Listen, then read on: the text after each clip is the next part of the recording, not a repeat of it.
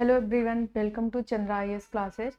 This is Pooja और मैं आप लोगों को आज बायोलॉजी में क्लासिफिकेशन ऑफ ऑर्गेनिज्म पढ़ाऊंगी। ओके, तो today will our lecture will be on classification of organism. ठीक है, तो ऑर्गेनिज्म का क्लासिफिकेशन हमें पढ़ना है और ये क्यों आवश्यक होता है। देखिए, हमारे इन्वायरमेंट में बहुत सारे ऑर्गेनिज्म होते हैं। जैसे आप लोग जब बाहर निकलते होंगे तो देखते होंगे ढेर सारे आपके बर्ड्स होते होंगे, एनिमल्स होते होंगे, प्लांट्स होते होंगे। तो ये सारी चीज़ें बहुत सारे ऑर्गेनिज्म हैं। आप इसको ऐसे इजीली नहीं पहचान सकते। ठीक है, कैसे आप कहेंगे कि ये डॉगी है या बर्ड है, ये कैट है। तो इसके लिए सभी ऑर्गेनिज्म को हम कैसे एक कैटेगरी में डालें, इसके लिए क्लासिफिकेशन जरूरी होता है। ठीक है, जैसे आप क्लास में डिफरेंट बच्चे, डिफरेंट क्लास होंगे, सभी क्लास के बच्चे को एक साथ पढ़ा नहीं सकते हैं। ठीक, उसके लिए क्या जरूरत होता है, उसके लिए जरूरत होता है क्लासिफिकेशन का। ठीक है, कि फर्स्ट क्लास के बच्चे को अलग पढ़ाएंगे, सेकंड, क्योंकि सभी को एक ही चीज एक ही तरह से नहीं रख सकते। सबके रहने का तरीका, इसी तरह ऑर्गेनिज्म में सबके रहने का तरीका, खाने का तरीका अलग होता है, इसीलिए क्लासिफिकेशन की बहुत ज्यादा जरूरत होती है। ठीक है, तो क्लासिफिकेशन में हम लोग जानते हैं इसमें कई चीजें हमें पढ़ना होता है। जैसे सबसे पहले बायोडाइवर्सिटी, बायोडाइवर्सिटी, डाइवर्सिटी, इसका हिंदी अर्थ होता है जैव विविधता। बायो मतलब जैव, जैव, और डाइवर्सिटी मतलब विविधता। ठीक, ओके, ये हमारा, यही हमको इसका क्या मतलब होता है ये क्लियर करते हैं। ठीक, देखिए, हमारे इन्वायरमेंट में जैव विविधता का मतलब होता है variety of living found in a particular area. एक पार्टिकुलर एरिया में, सपोज दैट हमारा एक क्लास, स्कूल को मैं एग्जांपल लेंगे, एक पार्टिकुलर एरिया में जितने लिविंग पाए जाते हैं उसी को बायोडाइवर्सिटी कहते हैं। ठीक है, तो variety of living,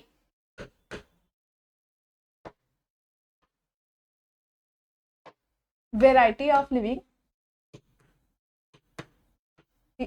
living things, मैं इसका हिंदी ट्रांसलेट कर रही हूँ। ठीक, एक एरिया में, एक पार्टिकुलर में एरिया में जितने भी जीव पाए जाते हैं उसी को जैव, देखिए हिंदी मतलब क्या हो, जैव विविधता मतलब जीवों की विविधता, डिफरेंट टाइप के जीव। ठीक, तो variety of living things found in a particular area, found in particular area मतलब एक निश्चित एरिया में पाए जाने वालों जीवों को ही जैव विविधता कहते हैं हिंदी में। इन पार्टिकुलर in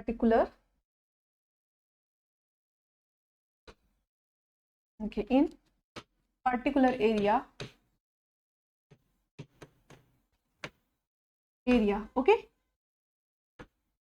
एक पार्टिकुलर एरिया में पाए जाने वाले जीवों की विविधता को जैव विविधता कहते हैं। ठीक है, यही हमारा, इसीलिए जैसे यहाँ पे डॉग आपका देखिए, प्लांट भी पाया गया। मैं एक एग्जांपल के, सपोज दैट एक पार्टिकुलर एरिया है, इसमें प्लांट भी पाया गया, एनिमल भी पाया गया। ठीक, एनिमल में भी आपके डॉगी, डॉग, कैट, लॉयन। ठीक, ओके, प्लांट में सपोज दैट आपके हर्ब्स, जैसे आपके घास हुए, ठीक, आपके लंबे पौधे हुए।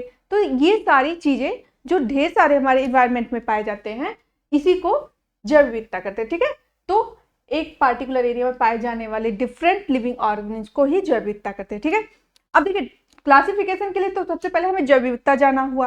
अब हम जानेंगे टैक्सोनॉमी, वर्गीकी, कैसे हम वर्गीकी करते हैं। ठीक, कैसे हम इसका टैक्सोनॉमी करते हैं। ऐसे एग्जाम में ये क्वेश्चन आता है, जैव विविधता क्या होता है, तो लिख लीजिएगा अपनी लैंग्वेज में कि एक पार्टिकुलर एरिया में पाए जाने वाले जीव, जैसे हिंदी का नेम है जैव विविधता। ठीक है, तो दूसरा हम लोग पढ़ते हैं विविधता, ये लिखा था। ठीक, दूसरा हमारा आता है वर्गीकी।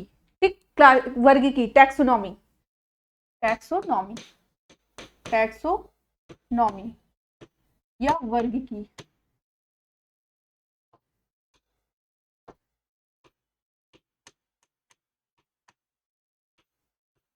ओके, वर्गीकी का मतलब क्या होता है, देखिए, जैसे आप कहीं पहले जाएंगे तो पहले जीव को पहचानेंगे, फिर उसका, इसमें तीन चीज हम लोग पढ़ते हैं। पहले पहचान करेंगे, आप गए, आप पहले किसी पार्टिकुलर, देखिए जैव विविधता तो समझ गए, एक पार्टिकुलर एरिया में गए, अब वहां पे हम लोग पहले कैसे, हम इसको कैसे आगे क्लासिफाइड करेंगे, पहले पहचान करेंगे, ये कुत्ता है, बिल्ली है, प्लांट है, एनिमल है, जो भी, पहले हम लोग क्या करेंगे, पहचान, आइडेंटिफिकेशन,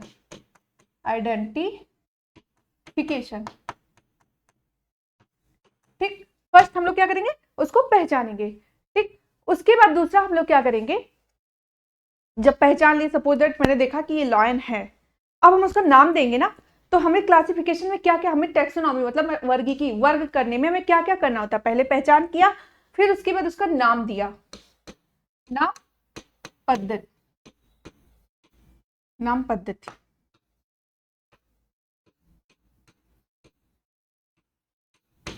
मतलब नॉमेनक्लेचर,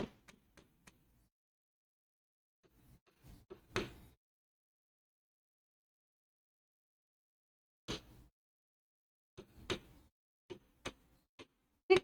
ये नॉमेनक्लेचर मतलब उसको पहचाना, ठीक। अब पहचान हुआ तो उसका नाम दिया, सॉरी पहले पहचाना फिर नाम दिया। अब इसको जैसे हमने देखा, ये तो प्लांट है, ये देखा एनिमल है, एनिमल में डॉग है, उड़ने वाले हैं, ठीक। अब हम क्या करेंगे, पहले उसका नाम पहचान लिया, अरे इसको तो डॉग वाले में रखेंगे, डॉग मतलब 4 पैर वालों में, फिर उसका नाम दे दिया, इसको डॉग दे दिया, इसको लायन दे दिया, इसको कैट दे दिया, नाम दे दिया। अब क्या करेंगे, उसको क्लासिफिकेशन, अब हम इसको अलग अलग करेंगे, ठीक है। अब क्लासिफिकेशन करेंगे, क्लासिफिकेशन मतलब इसका हिंदी होगा वर्गीकरण, ठीक। ओके, तो पहले पहचान किए, फिर उसके बाद नाम दिए, उसके बाद इसको अलग कर दिए, ठीक है। तो ये हमारे क्लासिफिकेशन और ऑर्गेनिज्म में पहले क्या होता है, जैव विविधता। हम लोग समझेंगे कि जीवों में पाए जाने वाले, एक इन्वायरमेंट में पाए जाने वाले विभिन्न जीव को जैव विविधता कहते हैं। फिर उसके बाद हम लोगों को इसको क्लास टैक्सोनॉमी, इसको हमको कैसे कैसे इसको हम लोग क्लासिफिकेशन करेंगे। हम लोग इस क्लासिफिकेशन चैप्टर में क्या क्या पढ़ेंगे वही बात हो रही है, ठीक है। पहले हम लोग बायोडाइवर्सिटी पहला टॉपिक पढ़े, दूसरा हम लोग टैक्सोनॉमी पढ़े, ओके। तो अब हम लोग इस तरह से पहचानेंगे, फिर नाम देंगे, फिर उसके बाद तब उसको, जैसे एक क्लास है, एक स्कूल है, हमने पहचान लिया स्कूल है, ठीक। फिर हमने पहचाना जैसे ये क्लास है, फिर क्लास को हमने डिवाइड किया, first class, second class, third class. तो इसी तरह से अगर इतने सारे 7.5 मिलियन ऑर्गेनिज्म है, तो हम लोग इसको कैसे डिवाइड करेंगे, इसको कैसे हम पढ़ेंगे, किसके बारे में अध्ययन करेंगे, इसीलिए हमें डिवीजन करना जरूरी है, ठीक है। अब हम लोग क्लासिफिकेशन करेंगे, ये नेक्स्ट इसके पे पहुंच रहे हैं, क्लासिफिकेशन करेंगे, लेकिन उसका आधार क्या होगा। जैसे कुछ हम लोग खाना ले लेंगे, कौन खुद से खाना बनाता है, कौन सड़े गले चीजों को खाता है, कौन प्लांट पे डिपेंड है। तो अब हम उसके आधार पर नेक्स्ट हम लोग इसी सीक्वेंस में आते हैं क्लासिफिकेशन, ठीक। तो क्लासिफिकेशन का आधार हम लोग अलग अलग रखेंगे, ठीक है। Classification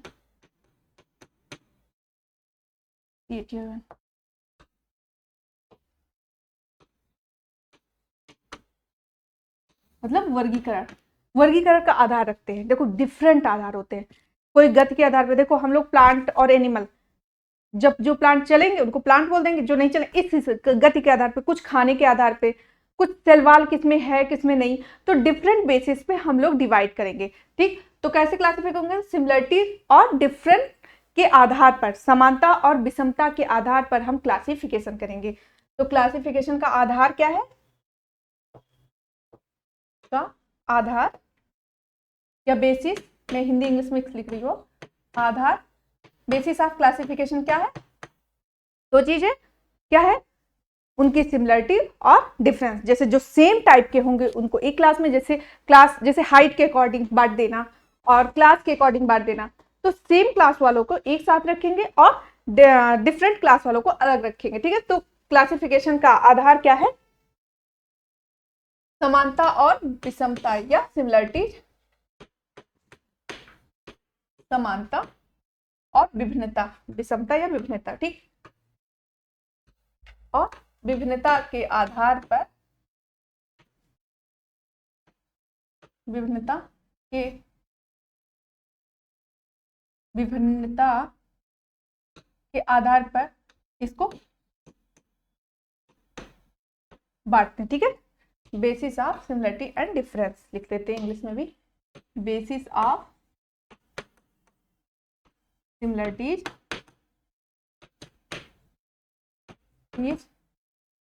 and difference, difference, different, DISSERENCE लिखिए, ठीक है, डिफरेंस। ओके, देखिए इस तरह से हम लोग बांटते हैं, जैसे सेम हाइट, चलो हम लोग हाइट के अकॉर्डिंग बांट ले। एक हाइट वाले बच्चे एक क्लास में, मैं क्लास का इसलिए एग्जांपल ले रही हूँ स्कूल का, जिससे सबको समझ में आता है, ठीक है।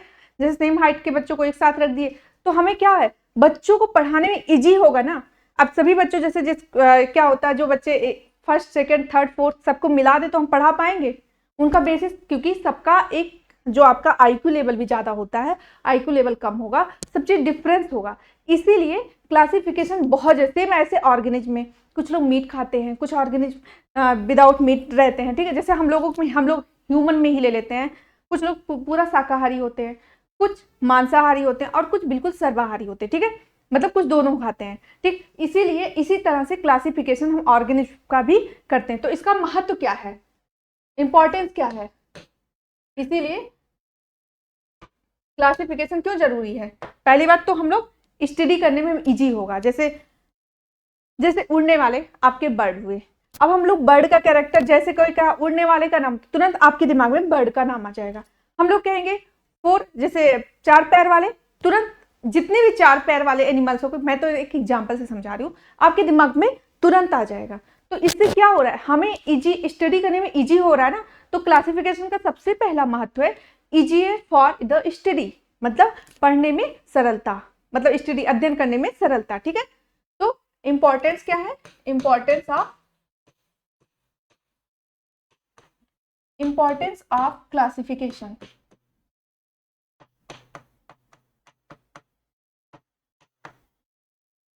ठीक। क्लासिफिकेशन का क्या इंपॉर्टेंस है, इससे हमें स्टडी करने में इजी होगा। तो लिखिए इजियर फॉर स्टडी, ठीक, अध्ययन करने में आसान होगा, ठीक। हिंदी में लिख लीजिए, अध्ययन करने में आसानी। इतने सारे जीव भाई, हम कैसे आसान करने में आसानी अभी बताते हैं कैसे कैसे, ओके। इसका महत्व पहला तो ये है। दूसरा, दो जानवर कैसे एक दूसरे से रिलेट करते हैं, कैसे एक दूसरे से डिफरेंट, जैसे मैं एग्जांपल दे रही हूँ, दो जानवर कैसे एक दूसरे से रिलेट करते हैं, जैसे आप लीजिए कुत्ता और बिल्ली, जो नॉर्मली सभी देखे, इसलिए मैं उसका एग्जांपल, या शेर। कुत्ता बिल्ली एक तरह से कैसे रिलेट कर रहे हैं, क्योंकि दोनों के 4 पैर हैं।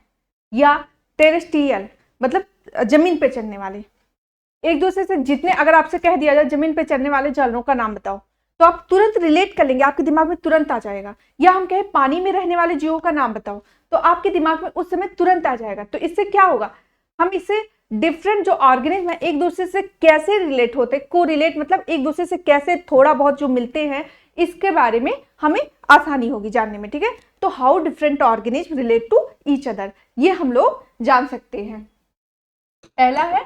दूसरा, हाउ डिफरेंट ऑर्गेनिज्म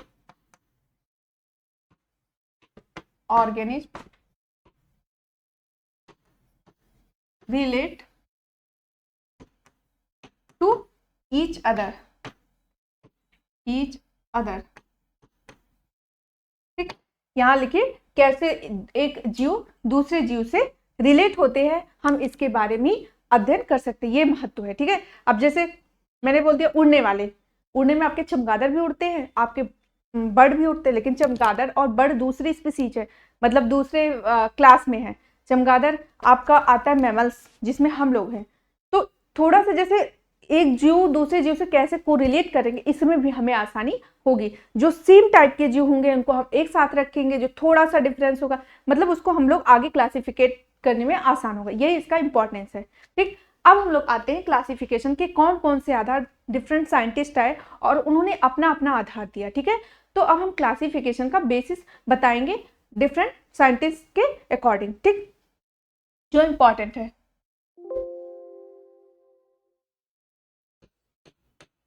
क्लासिफिकेशन किसके किसके आधार है, ठीक,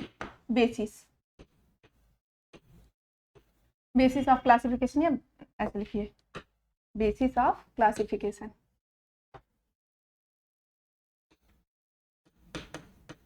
ऑफ क्लासिफिकेशन का आधार, ठीक।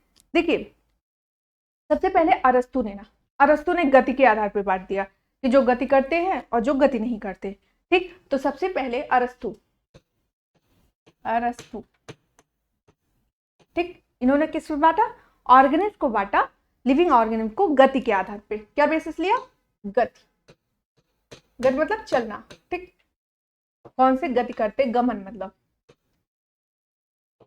ओके, इन्होंने बताया कि कुछ लिविंग थिंग को कि कुछ चलते हैं और जो नहीं चलते, बस इसी बेस पे इन्होंने बांट दिया। तो इन्होंने लिविंग थिंग्स को मतलब जीवित जीवों को कैसे बांटा? एक चलने के आधार पर। तो भाई इनको लगा प्लांट चलते नहीं है और एनिमल चलते हैं, तो इन्होंने बांटा प्लांट और एनिमल में। ठीक, इन्होंने इसको किस में बांटा? प्लांट और एनिमल में। ठीक है, इन्होंने बताया कि जितने प्लांट हैं वो चल नहीं रहे तो एक, लेकिन ये गलत है। कुछ एनिमल्स भी होते हैं जो नहीं चलते हैं। ठीक, इनके यही सब इनकी कमियां थी अरस्तु का, इसलिए इनका माना नहीं गया। भाई देखिए, जैसे आपके पूरी फेरा हुए, कुछ ऑर्गेनिज्म हुए जो नहीं चलते, आपके पानी में रहने वाले, ये सब चलते नहीं, तो ये तो गलत हो गया भाई कि प्लांट नहीं चलते इसलिए हम प्लांट और एनिमल में, लेकिन कुछ एनिमल ऐसे हुए जो चलते हुए मिले, तो ये स्टडी इनकी गलत गई। लेकिन अब इन्होंने आगे भी इसको डिवाइड किया, प्लांट को भी इन्होंने 3 पार्ट, इन्होंने बताया साग, झाड़ी और पेड़ 3 भागों में बांटा। आगे अपनी क्लासिफिकेशन के इनके बेसिस पे, लेकिन ड्रॉबैक आ गया, मतलब कमियां आ गई। ठीक है, तो इन्होंने बताया कि कुछ हर्ब्स होते हैं, साग, जैसे आप ग्रीन ग्रास को मान सकते हो, बिल्कुल जो पतले से होते हैं जिसमें रूट स्टेम तना कुछ आपको पता नहीं चलता। ठीक है, कुछ इन्होंने बताया सब्स,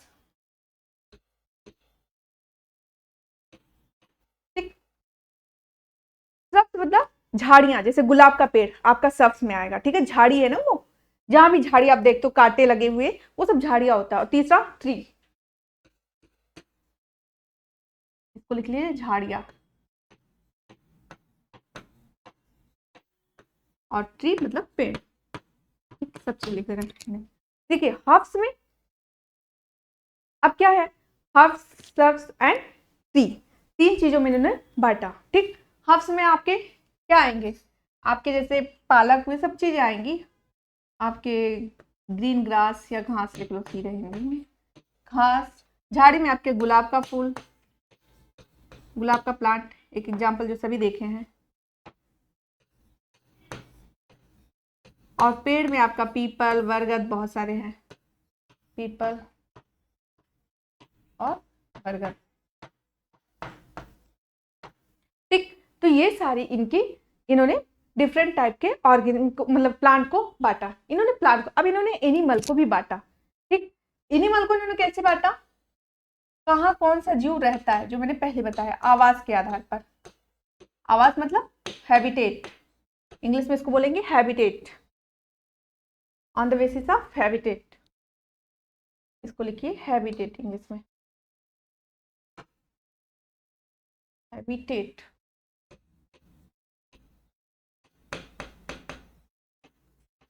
ओके, दूसरा इन्होंने बताया कि कुछ में जिसमें आरबीसी होते हैं और जो आरबीसी नहीं होते हैं, 2 बेसिस। प्लांट को इन्होंने 3 पार्ट में बांटा, एनिमल को इन्होंने आवास के आधार पे और आरबीसी की उपस्थिति के आधार पर। ठीक है, ठीक है, तो जैसे अब आवास 3 तरह के होते हैं, एक जो स्थल पे रहते हैं जमीन पे, एक पानी में और एक उड़ने वाले, इस तरह से। तो इन्होंने टेरेस्ट्रियल और फ्लाइंग और एक्वेटिक 3 टाइप से इन्होंने डिवाइड किया। ठीक, टेरेस्ट्रियल, एक्वेटिक एंड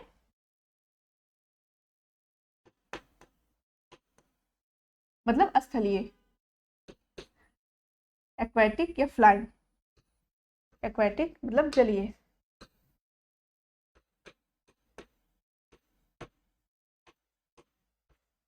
और तीसरा है फ्लाइंग, ये स्थलीय,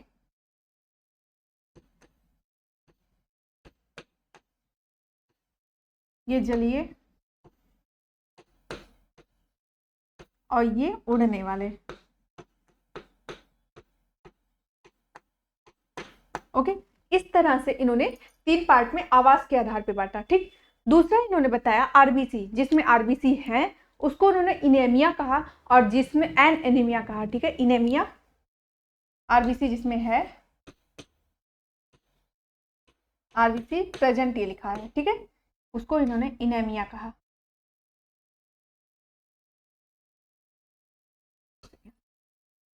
RBC RBC present, RBC absent, ठीक। तो जो आरबीसी एक प्रेजेंट होता है और एक आरबीसी एब्सेंट, जिसमें आरबीसी, देखिए जिसमें आरबीसी प्रेजेंट होता है उसको इन्होंने इनेमिया कहा, इनेमिया, जिसमें आरबीसी प्रेजेंट है, ठीक। और जिसमें नहीं प्रेजेंट है एनीमिया कहा, ठीक है, एनीमिया कहा।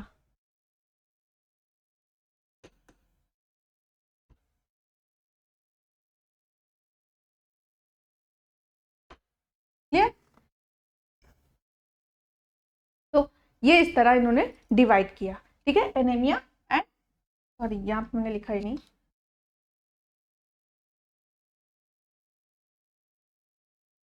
फिर से लिखना पड़ेगा।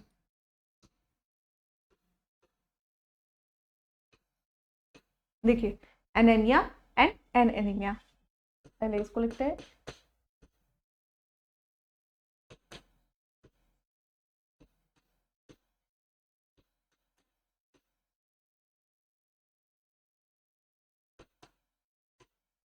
ठीक, तो इसमें क्या हुआ, आरबीसी प्रेजेंट, और इसमें RBC absent.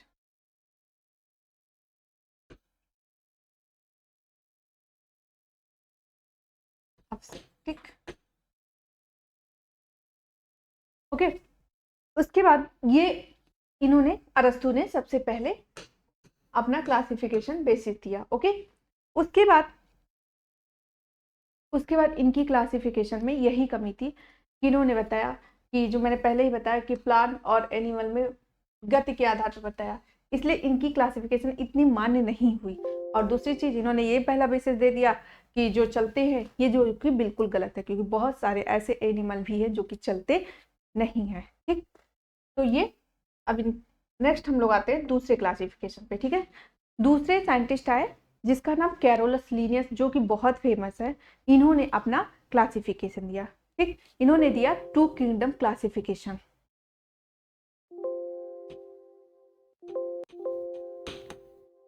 To kingdom classification,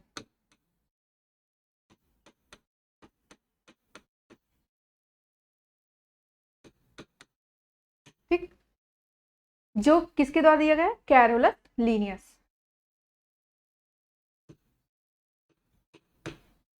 Linnaeus,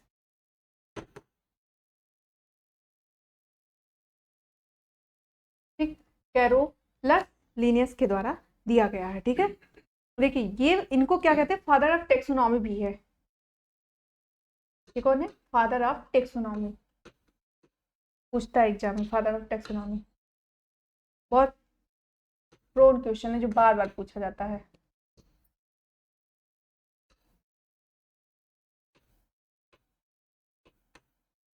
father of taxonomy,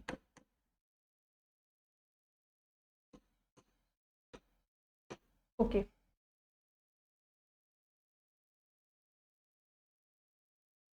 देखिए इन्होंने भी प्लांट को, देखिए इन्होंने जब टू किंगडम, मतलब इन्होंने भी दो किंगडम में बांटा, एक प्लांटी और दूसरा एनिमल, ठीक। लेकिन इन्होंने अपना जो बेसिस बनाया, जैसे उन्होंने गति बनाया था, इन्होंने मोशन बनाया, मतलब गति को तो बनाया ही। इन्होंने पोषण कैसे, जैसे हेटरोटॉप, ऑटोटॉप्स, हेटरोटॉप्स, ठीक। इन्होंने ये भी बताया किसमें सेलुलर प्रेजेंट होता है और किसमें एब्सेंट, ठीक है। इन्होंने 3 बेसिस बनाया, ठीक है, ओके। तो इनका आधार है, इन्होंने क्या बेसिस लिया था, बेसिस, इनका जो बेसिस था, ठीक, क्या था, पहले मोशन मतलब गति, जो गति लिखा मैंने तो ये लिख देती हूँ, गति। दूसरा इन्होंने बताया कि क्या है, सब कौन सा पोषण, कि कौन सा ऑटोटॉप्स है, कौन सा हेटरोटॉप्स, ठीक। पोषण या न्यूट्रिशन, पोषण, ठीक, ये इनके आधार थे। ठीक है, तो इनकी क्लासिफिकेशन को इन्होंने क्या किया, दो पार्ट में बांटा। एक, इन्होंने दो पार्ट में बांटा,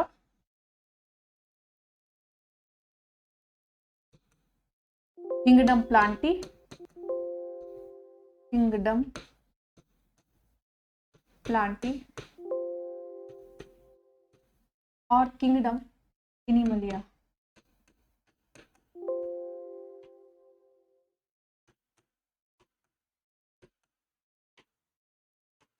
ठीक, जो उन्होंने बांटा था प्लांट एनिमल को, उसी तरह इन्होंने भी बांटा, लेकिन वो सिर्फ मोशन के आधार पे बताया था, जो कि बिल्कुल गलत था। मोशन के आधार पे, भाई मैंने पहले ही बताया कि कुछ एनिमल है जो मोशन करते हैं, लेकिन ये और उसको इम्प्रूव किए, जो कि इनका बहुत ही ज्यादा नाम आता है टेक्सोनॉमी में। ठीक है, फादर ऑफ टेक्सोनॉमी है। इन्होंने इम्प्रूव किया, इन्होंने बताया कि प्लांट, ठीक है, प्लांट कैसा होता है, ऑटोट्रॉफ्स। इन्होंने बताया कि कौन से खुद अपना भोजन बनाते हैं प्लांट, और हम उन पे डिपेंड होते हैं। डिपेंड होते हैं क्यों नहीं, जैसे प्लांट, आपका जो फूड बना, जो आप खाना खाते हो, जैसे चावल धान, ये हमको कहाँ से मिलता है, ये प्लांट ही तो बनाते हैं और हम लोग उसको खाते हैं। तो मेन तो बनाते प्लांट है ना, तो प्लांट कैसे हुए, ऑटोट्रॉफ्स। तो प्लांट ही ऑटोट्रॉफ्स।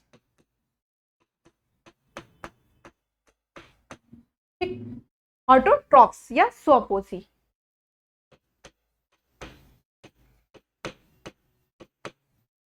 ठीक, दूसरा इन्होंने कहा एनिमल कैसे होते हैं, हेटेरोट्रॉफ्स।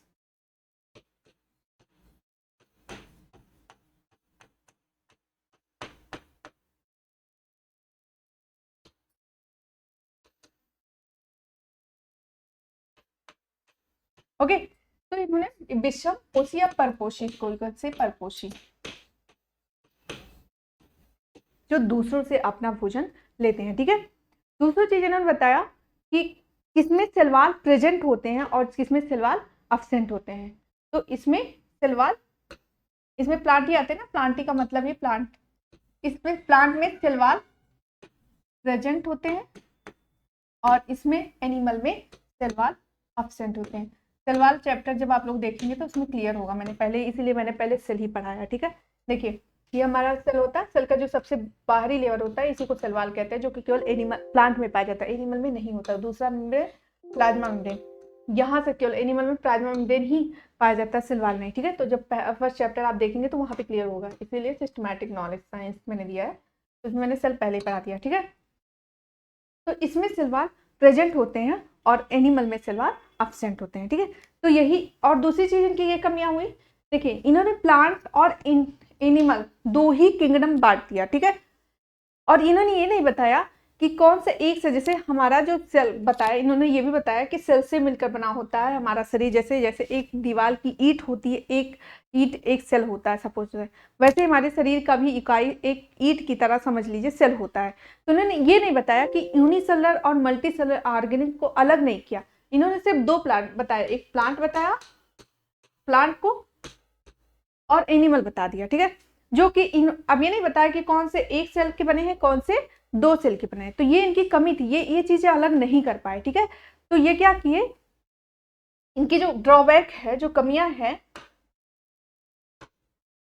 ठीक, इनकी कमियां क्या है,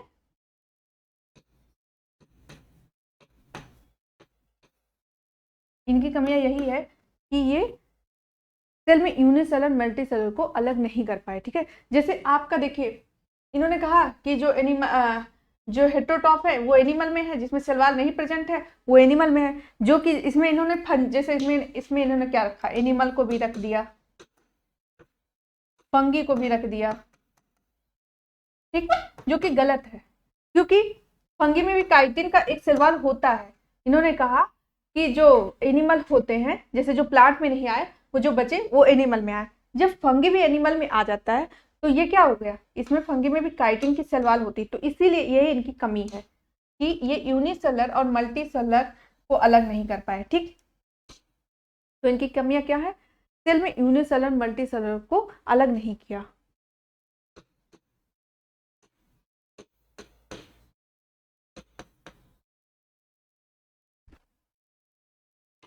यूनिसेलर मतलब एक कोशिका, कौन सा सेल एक कोशिका से बना है, इनको इस बेसिस पे भी अलग करना था, वो ये नहीं कर पाए, यूनिसेलर और मल्टीसेलर को अलग नहीं कर पाए, मल्टीसेलर को अलग नहीं किया।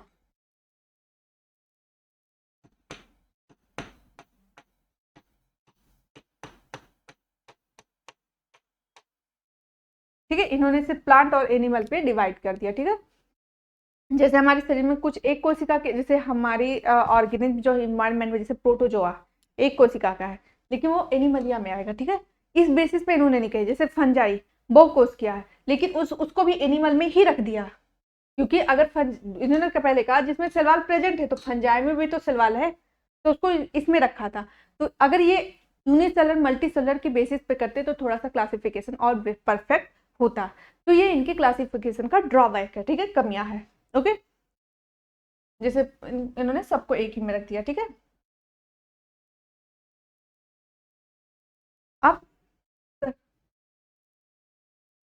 अब हम आते हैं नेक्स्ट क्लासिफिकेशन, जो बहुत ही इंपॉर्टेंट है, सबसे इंपॉर्टेंट क्लासिफिकेशन। ठीक है, वर्गीकरण का आधार मॉडर्न क्लासिफिकेशन। ओके, अब हम आते हैं मॉडर्न क्लासिफिकेशन। मॉडर्न क्लासिफिकेशन यह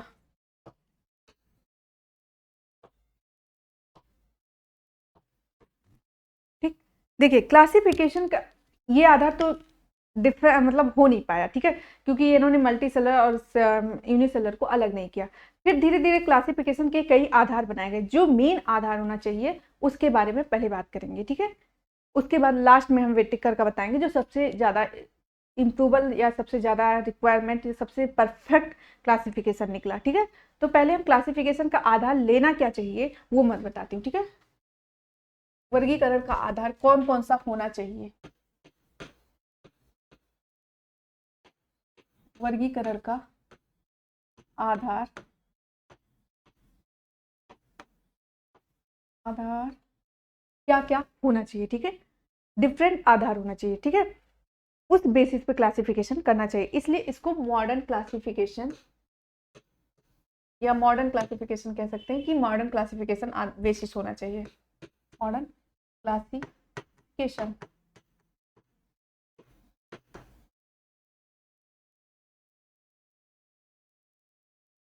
ओके। देखिए मॉडर्न क्लासिफिकेशन मतलब क्या, इसमें कि कई बेसिस लिया जाए, एक बेसिस पे नहीं क्लासिफिकेशन होता।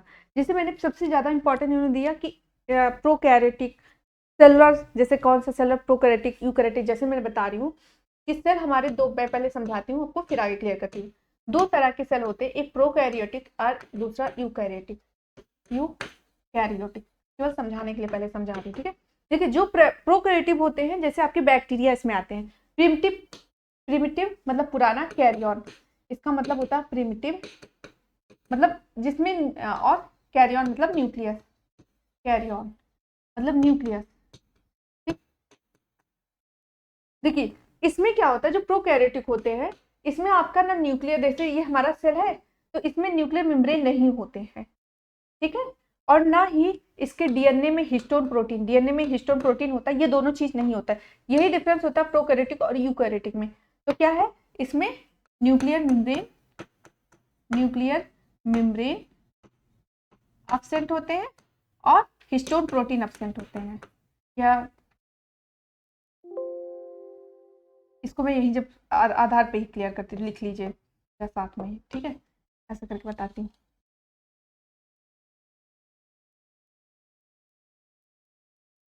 देखिए मैं ये चीज लिख के बताती हूँ कि सेलर ऑर्गेनाइजेशन पे, on the basis of cellular organisation, कई बेसिस लिया वहीं पे क्लियर कर देती हूँ।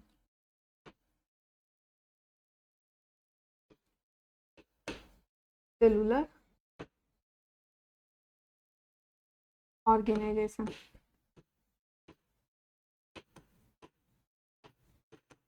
एक कोशिकीय संगठन के आधार पर, हिंदी में लिख लिया, इसका अर्थ होता है कोशिकीय संगठन।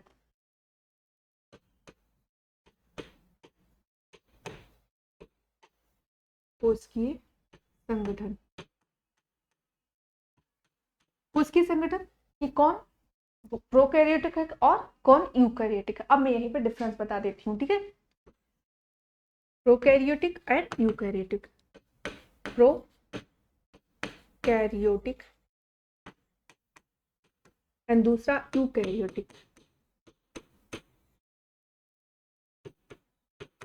ठीक है, देखिए प्रो का मतलब होता है प्रिमिटिव कैरियर, जिसमें मैंने ये एक बार मैं समझा देती हूँ। जैसे सेल मैंने पहले ही बताया अभी कि जो सेल होता है, सेल के इसमें न्यूक्लियर मेम्ब्रेन नहीं होते, और जो इसका डीएनए होता है, डीएनए में पता है हिस्टोन प्रोटीन ऐसे लगा होता है, ऐसे हिस्टोन प्रोटीन लगा होता है। तो जो प्रोकैरियोटिक ऑर्गेनिज्म होते हैं, इसमें ना न्यूक्लियर मेम्ब्रेन एब्सेंट होता है और हिस्टोन प्रोटीन एब्सेंट होता है। यही दोनों डिफरेंस होता है, ठीक है, प्रोकैरियोटिक यूकैरियोटिक में। तो इसमें क्या है कि क्या डिफरेंस है, न्यूक्लियर मेम्ब्रेन मतलब न्यूक्लियस के साइड में मेम्ब्रेन नहीं होता। ओके, देखिए न्यूक्लियर मेम्ब्रेन एब्सेंट, एब्सेंट होता है, ठीक है, एब्सेंट। दूसरा क्या डिफरेंस होता है, इसमें हिस्टोन प्रोटीन नहीं होता है, हिस्टोन प्रोटीन एब्सेंट। ठीक, ये दोनों डिफरेंस होता है। इसमें आपका आता है bacteria, bacteria, blue green algae, BGA मतलब ब्लू ग्रीन एल्गी। ठीक, ये सारी चीजें आती है, या माइकोप्लाज्मा या पीपीएलओ जिसको बोलते हैं, पीपीएलओ, ये सारे आते हैं। ठीक है, और यूकैरियोटिक में होते हैं जो कि वेल डेवलप होते हैं। ठीक है, जिसमें क्या होता है, न्यूक्लियर मेम्ब्रेन एनएम लिख रहे हैं, मतलब समझ लीजिएगा प्रेजेंट होता है, histone protein, histone protein present होता है। देखिए मैं क्लासिफिकेशन बता रही हूँ, लेकिन ये थोड़ा सा जो दोनों है मैं इसलिए क्लियर कर दे रही हूँ। देखिए अब इनको बताना था मॉडर्न क्लासिफिकेशन में कि हाँ कौन सा प्रोकैरियोटिक है, यूकैरियोटिक है, इसके आधार पर बांटना था, कई बेसिस लेना था। ठीक है, लेकिन ये अभी तक कोई क्लियरिफाई नहीं किया। ठीक है, इसमें देखिए अब यूकैरियोटिक में पता है कौन कौन से आते हैं, प्लांट भी आ गए। अब इस तरह डिवाइड करते तो ज्यादा बेटर होता, एनिमल आ गए, फंगी आ गए, ये है, ऐसे क्लासिफिकेशन की जरूरत थी। एक बेसिस तो ये हो गया। दूसरा संगठन क्या होता है, दूसरा था कि बॉडी ऑर्गेनाइजेशन, मतलब कौन एक सेल से बना है और कौन बहुत कोशिका से बना है। ठीक है, पहले कोशिका के आधार पर, अब शरीर के संगठन के आधार पर। ठीक, दूसरा क्या है, बॉडी ऑर्गेनाइजेशन, बॉडी ऑर्गेनाइजेशन। ठीक, शारीरिक संगठन,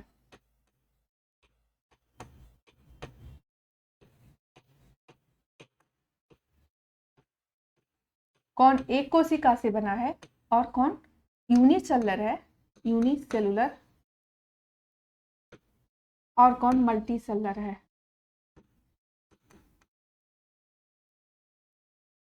ओके, तो कौन एक कोशिका से है, कौन बहुत कोशिका से। ठीक है, एक कोश की,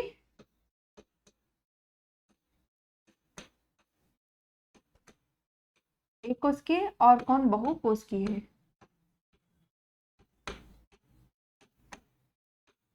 ठीक, एक कोश के में कौन सा आएगा आपका, बैक्टीरिया, जो आपके प्रोकैरियोटिक है, लेकिन उसके साथ साथ एक और आएगा बैक्टीरिया।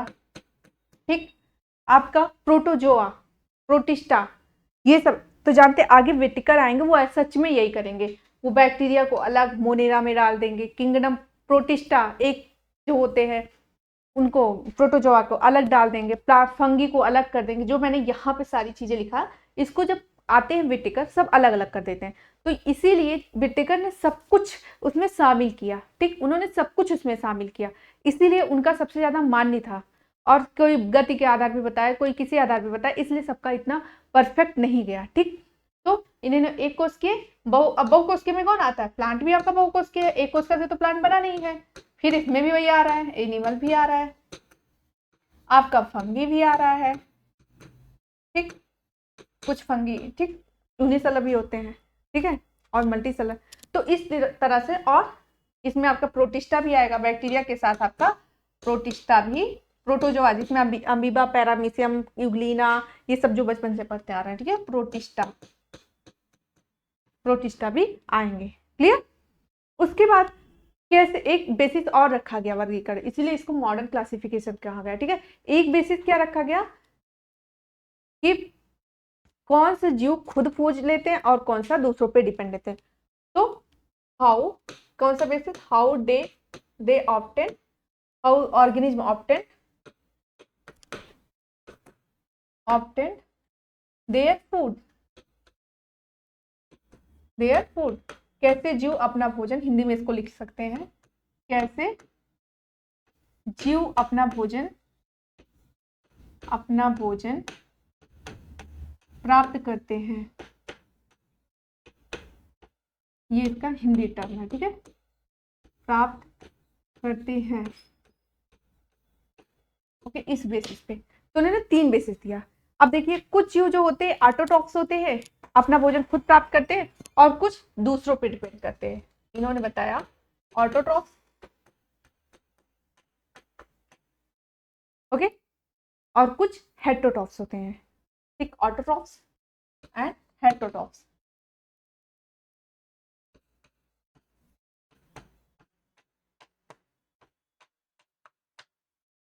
ऑटोट्रॉफ्स स्वपोषी, ठीक, बार बार लिख रहे हैं कि अब आप लोगों को टर्म दोनों में दिक्कत ना हो, और परपोषी, क्लियर। इन्होंने 2 बेसिस दिया, ओके। उसके बाद आते हैं हमारे बेटिकर साहब, जो जैसे मैंने यहाँ पे बताया प्रोटिस्टा, प्लांट, एनिमल, फंगी, सबको अलग अलग कर दिया। बैक्टीरिया को भी अलग किया, ठीक है। तो विटिकर ने क्या किया, सभी को अलग अलग क्लास किंगडम में बांट दिया। 5 किंगडम उन्होंने बताया। बैक्टीरिया का अलग किंगडम जिसको उन्होंने मोनेरा कहा, प्रोटिस्टा का अलग किंगडम, ठीक, फिर फंगी अलग किंगडम, एनिमल को अलग किंगडम, और प्लांट को अलग किंगडम। तो देखिए 5 हो गए ना। तो विटिकर ने 5 किंगडम क्लासिफिकेशन दिया। 5 किंगडम क्लासिफिकेशन। अब आया 5 किंगडम क्लासिफिकेशन।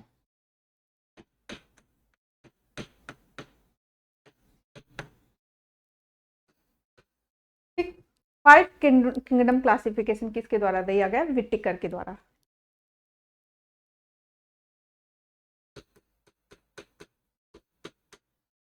ठीक है, किसके द्वारा, विटिकर के द्वारा, ओके। इन्होंने 5 किंगडम बनाया, ठीक। तो 5 किंगडम,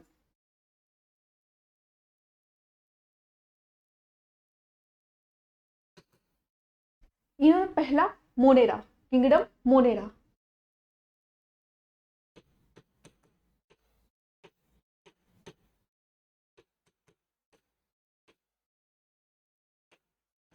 ओके। दूसरा किंगडम इन्होंने लिया प्रोटिस्टा,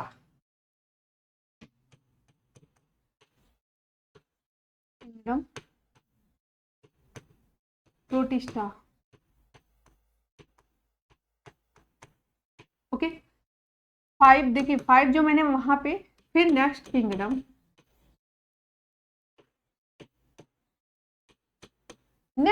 इन्होंने लिया फंगी,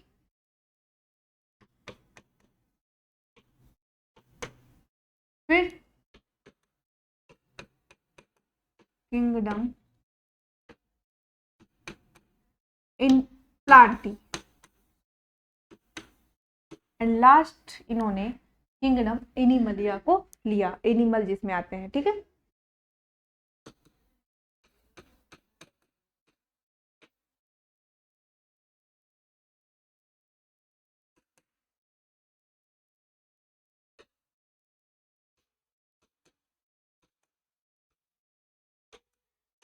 ओके, देखिए जो आपके मोनेरा है, मोनेरा में आपके बैक्टीरिया, क्या क्या आएंगे, बैक्टीरिया,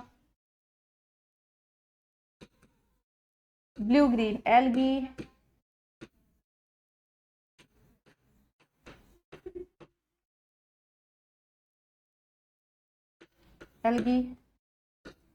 माइकोप्लाज्मा,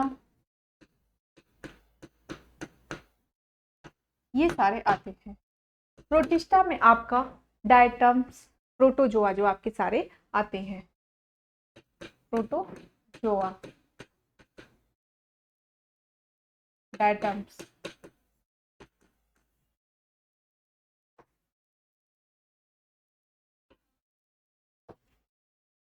प्रोटोजोआ, ठीक। फंगी में आपके फंजाई आते हैं, और प्लांटी में आपके प्लांट आते हैं, ठीक, और एनिमलिया में आपके एनिमल आते हैं।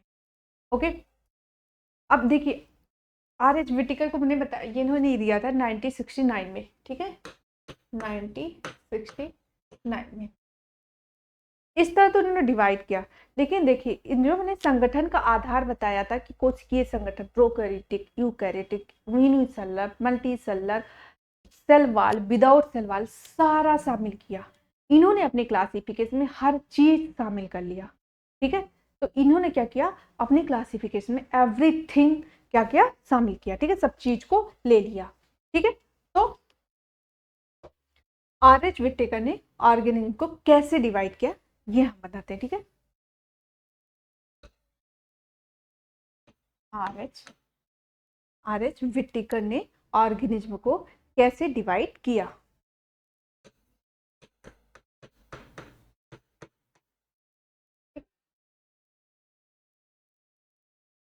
बेसिस, ठीक, बेसिस ऑफ ऑर्गेनिज्म, इनके बेसिस पे ऑर्गेनिज्म लिख लेते हैं कैसे है, मतलब जीव, ठीक है।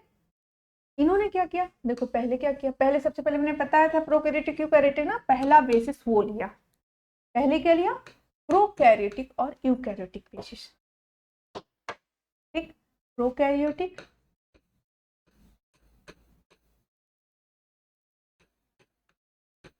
एंड दूसरा यूकैरियोटिक,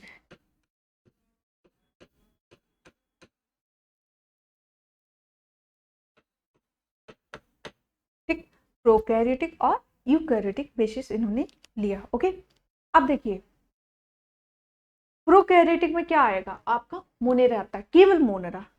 प्रोकैरियोटिक में आपके मोनेरा आएंगे, मोनेरा मतलब क्या बताए थे, बैक्टीरिया, ठीक। प्रोकैरियोटिक में केवल आपके मोनेरा आएंगे, बताया था ना, 5 किंगडम का नाम बताया मैंने, Monera, protista, fungi, Plantae, Animalia, ठीक, जिसमें मैंने बताया प्रोकैरियोटिक में मोनेरा केवल आएंगे, क्योंकि इसी में न्यूक्लियर मेम्ब्रेन और डीएनए ढंग से नहीं, मतलब डीएनए पे हिस्टोन प्रोटीन नहीं होता और सब में होता है, ठीक है। तो पहला तो यहीं से पहले मोनेरा अलग हो गए, ठीक। इसके अंदर आप क्या आएंगे, मोनेरा में आप क्या आएंगे, आप क्या आते हैं, क्या बैक्टीरिया, अभी लिखा, बार बार लिखिए जिससे आपको याद हो जाए, माइकोप्लाज्मा, इसी को पीपीएलओ बोलते हैं, पीपीएलओ, ठीक। तीसरा blue green algae, BGA, okay, prokaryotic. दूसरा इन्होंने बांटा था यूकैरियोटिक। अब देखिए इस, देखो प्रोकैरियोटिक में क्या था, न्यूक्लियर मेम्ब्रेन नहीं था, ये चीज नहीं था ना, ये चीज नहीं था, और इसमें डीएनए पे हिस्टोन प्रोटीन नहीं था, यही था ना। यूकैरियोटिक में यही चीज डेवलप होता है। तो जान लीजिए आपके मोनेरा को छोड़ के सब में सभी यूकैरियोटिक है, पहला तो डिफरेंस ये क्लियर हुआ कि मोनेरा को छोड़ के सभी यूकैरियोटिक है, ठीक है। तो ओके, अब यूकैरियोटिक में आपके सभी आ जाते हैं, ओके, यूकैरियोटिक में आपके सब आते हैं, ठीक है। अब इसमें भी दो पार्ट, अब देखिए यूनिसेलुलर, यूनिसेलुलर, दूसरा आता है आपका मल्टी सेलुलर, ठीक, मल्टी सेलुलर मतलब एक कोशिकीय, एक कोशिकीय और बहुकोशिकीय, बहुकोशिकीय,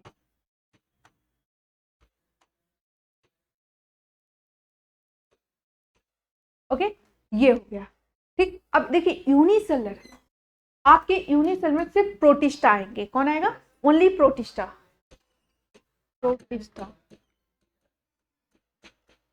ओके, सिर्फ प्रोटिस्टा आएंगे। और जो आपके मल्टीसेलर होते हैं, अब देखिए मैंने बताया कि प्रोकैरियोटिक में सिर्फ मोनेरा आया, बचा यूकैरियोटिक और सारे यूकैरियोटिक, इस तरह से आप लोग याद कर सकते हैं, ठीक है।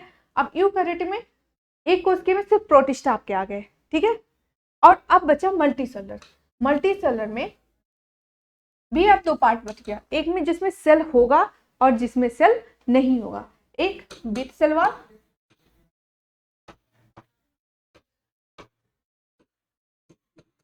विथ सेल वॉल और दूसरा आपका विदाउट सेल वॉल।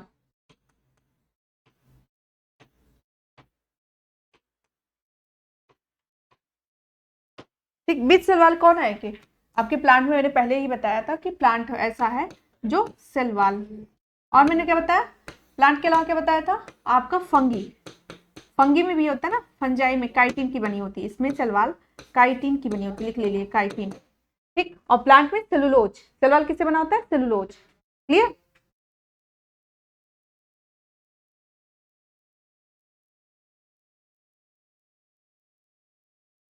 यहाँ पे लिख लीजिए काइटिन किसकी बनी होती है, इसकी सेल वॉल काइटिन की। ओके, और विदाउट सेल वॉल कौन आएगा आपका, एनिमल। एनिमल में तो सेल वॉल नहीं होता। एनिमल, एनिमल तो देखिए 5 किंगडम हो गया ना, Monera, Plantae, fungi, Animalia, protista. और लास्ट में यही आया, लास्ट में कंक्लूजन जो विटेकर ने बताया था वही आया। जब किसी भी तरह आप इसको बांटेंगे तो लास्ट में यही आने वाला है। ठीक है, ये विदाउट, यहाँ विथ, सॉरी, हाँ ये विथ सेलवाल, मतलब सेलवाल इसमें प्रेजेंट होता है। अब देखिए प्लांटी कैसा है, अपना भोजन खुद बनाता है ना, स्वपोषी है ना, ऑटोट्रॉफ से। तो ये कैसा है, ऑटोट्रॉफ या स्वपोषी, हिंदी में लिखे स्वपोषी, स्वपोषी